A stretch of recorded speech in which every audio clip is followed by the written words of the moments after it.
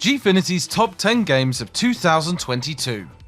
It's that time of year again, the time to look back at the last 12 months of gaming and reminisce about the good times, the hard times, the times a beautiful story brought you to tears, or a multiplayer shooter had you throw a controller through your window.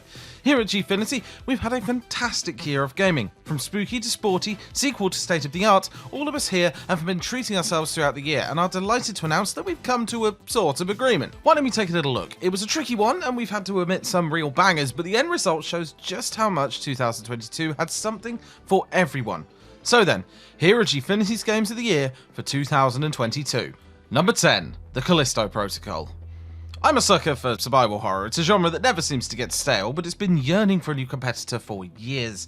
After all, there's only so much heavy lifting that Resident Evil and Silent Hill can do, which is why the Callisto Protocol came at the perfect time. It's a taut and nerve-shredding interstellar horror game that had me completely gripped for the duration. In no small part, it's thanks to the stunning visuals and abhorrent enemy design, easily marking the scariest horror creature since the molded in Resident Evil 7. As the opening of a new franchise and a relatively fresh pace in the horror scene, the Callisto Protocol is a triumph. Yes, it wears its influences on its sleeve, looking at you, Dead Space and Alien, but it's bloody terrifying. I already can't wait to replay it again. Number 9, Xenoblade Chronicles 3. Quickly jumping from one game to another for work means lengthy RPGs can be the hardest to properly enjoy, yet Xenoblade Chronicles 3 had me by the heart this year.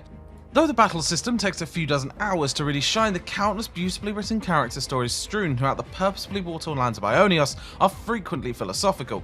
The overall plot can be tricky to follow and generally unwilling to fully ride out some of its most hard-hitting moments, but it all comes together with a satisfying conclusion that does well to tie into the games that came before. Number 8, Stray. Stray is a game with an interesting enough gimmick to get by on that alone. That being said, Stray is more than just a few words can describe. Playing a cat in a world that has lost all its humans is heartfelt, genuine, and surprisingly real. In its rawest sense, Stray is a puzzle game, having you traverse through alleys and complexes to get to the other side. The thing is, as you start to play, it becomes so much more than that. You could talk to robots, do tiny little side quests, or just snuggle up beside some music and listen to your cat purr through the speaker of your DualSense controller. It manages to nail an atmosphere and gross you in it so heavily that you'll never want to let it go. Number 7, Power Wash Simulator. Have you ever wanted to become a professional power washer? No? Well, your mind is about to be changed. Power Wash Simulator is the most satisfying game I have ever played. You can take it slow and pick off every inch of dirt at your own pace, or you can go wild and blast a patio at light speed to get the job done as soon as possible. The premise of the game is that you've set up a power washing business. Your first job is to clean your own work van and to clean up the town. There's actually a robust and interesting story that unfolds as you wash various houses and other filthy locations, which made the game all the more engrossing. The constant sound of rushing water is enough to relax even the most stressed of souls, and there are plenty of levels to dip in and out of. I've spent over 50 hours as a power washer already, and will definitely be going in for more as new levels get added further down the line. Number 6, Football Manager 23. I'll be playing Football Manager 23 for hundreds of hours this year, as I do every year. The additions are enough to bring me back for the next iteration. Being able to speak to the agents of players and judge the supporters' confidence in your performance is nice, as is having the official license for the UEFA Champions League. FM23 is the best value for money game on this list, or any game of the year list. It's the only series that lets you create your very own story no one else in the world has experienced, and provides the emotional turmoil any good simulation of football has to have. It might look like a spreadsheet simulator, but it's my favourite game this year. Number 5, Pokemon Legends Arceus. 2022 has been the year for Pokemon and Game Freak, for better or for worse. Pokemon Legends Arceus was the first game they released this year back in January, and it massively shook up the franchise's age-old formula. Taking place in an ancient region, Arceus introduced a ton of different mechanics, including, finally, the ability to just throw a ball at a Pokemon and catch it. Genius! The world was open, there were Voltorbs and Stantlers wandering around, and it was glorious! The story made the historical setting and odd goings-on in Hisui make sense and helped to streamline the adjustment to new playstyles like the mass outbreaks, free world exploration, and of course catching Pokemon on the overworld. The transition to a 3D world was a little rough and could definitely have been implemented better, but the gameplay was so different and so engrossing that, unlike Scarlet and Violet, it didn't make a huge difference. Arceus is definitely a favourite Pokemon game of mine now, and hopefully will get its own sequel of sorts in years to come. Number 4. LEGO Star Wars The Skywalker Saga. I adore Star Wars, but many of the games have failed to completely gel with me. The original Battlefront games were childhood favourites, and the first LEGO game stole hundreds of hours of my earliest gaming years, but not until the Skywalker Saga was released was I hooked back in again. It all boils down to the simple pleasure of seeing my favourite characters, locations and stories converted into a ceaselessly charming form with dense open worlds, stunning visuals and more minifigures than you can even imagine. It's nostalgic and oh so Moorish, as I constantly found myself grinding to get the next stud multiplier or collecting enough Kyber bricks to unlock a new special ability.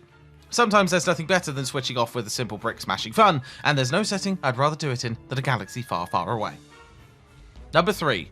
God of War Ragnarok. It's not very often that a sequel improves in every single way, but Sony Santa Monica has managed just that with God of War Ragnarok. Surprising you throughout, the combat, enemy variety, level design and visuals have been improved dramatically.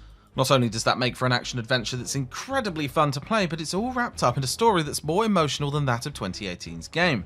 Atreus plays more of a starring role in the sequel, really driving the story forward, and it's all the better for it. The writing and performances are also top class, creating well-rounded and believable characters, some of which we've never seen in such ways before.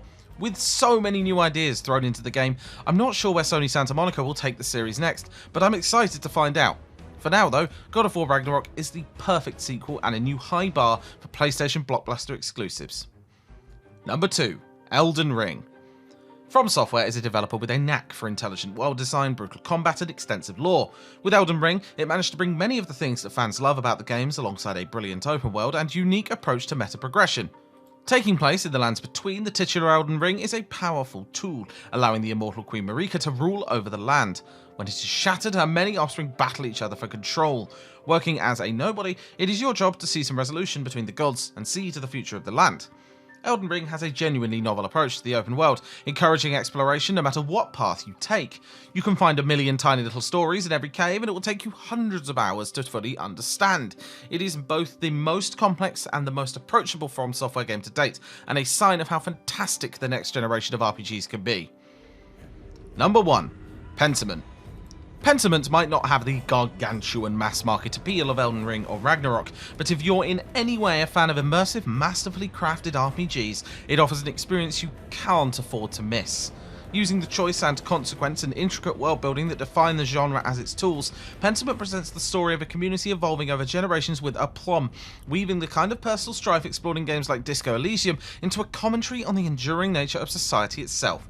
As someone who in recent years has found an unhealthy amount of cynicism beginning to drip into their view of the games industry, Pentiment proved to me that our dearly beloved, often perplexing and increasingly corporate medium can still produce some things the likes of film and TV could never hope to fully replicate. Whew, what a year.